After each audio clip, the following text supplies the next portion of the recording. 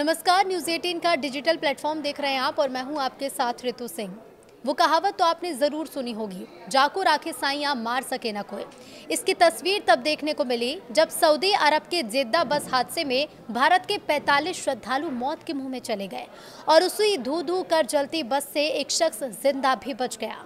शायद ऊपर वाले का करिश्मा इसे ही कहते हैं। सऊदी अरब के जिस जेद्दा बस हादसे में भारत के 45 श्रद्धालु मौत के मुंह में चले गए, उसी धू धू कर जलती बस से एक शख्स जिंदा भी बच निकला।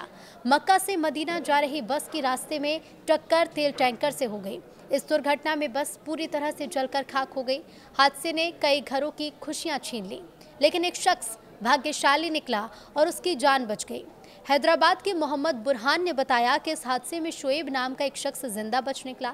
उन्होंने बताया कि शोएब जलती बस के खिड़की का शीशा तोड़कर बाहर कूदने में सफल रहा और उसकी जान बच गई।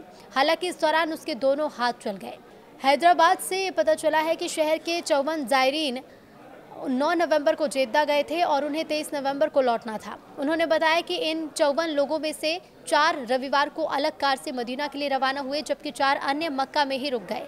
सज्जनार के मुताबिक बाकी बचे 46 लोग एक बस से मदीना की यात्रा पर निकले, जो निर्धारित गंतव्य से लगभग 25 किलोमीटर पहले एक तेल टैंकर से टकरा गई। उन्होंने बताया कि इस हादसे में केवल एक व्यक्ति जीवित बचा है और उसका अस्पताल में इलाज किया जा रहा है।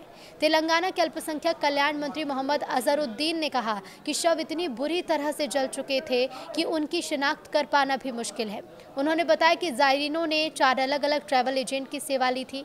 मंत्री ने बताया कि राज्य सरकार ने सऊदी अरब की यात्रा में पीड़ितों के परिजनों की मदद करने का आश्वासन दिया है, जिसमें पासपोर्ट और वीज़ा सुविधा भी शामिल है।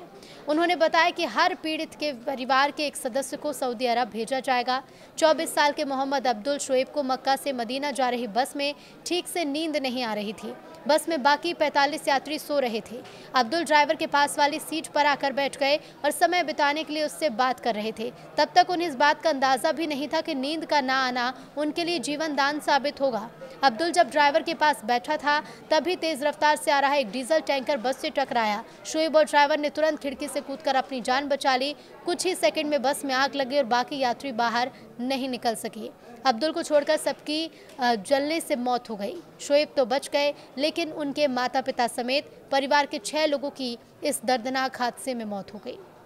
शोएब हैदराबाद के पुराने शहर के आसिफ नगर विधानसभा क्षेत्र के झिर्राहा इलाके के नटराज नगर कॉलोनी के रहने वाले हैं। वो एक निजी कंपनी में काम करते हैं। वो अपने पिता अब्दुल खादिर और मां गौसिया बेगम के साथ उम्रा करने सऊदी अरब गए थे। उनके साथ उनके दादा मोहम्मद मौलाना और उसके चाचा के परिवार के 3 सदस्य भी थे। इन सब की इस बस हादसे में मौत हो गई।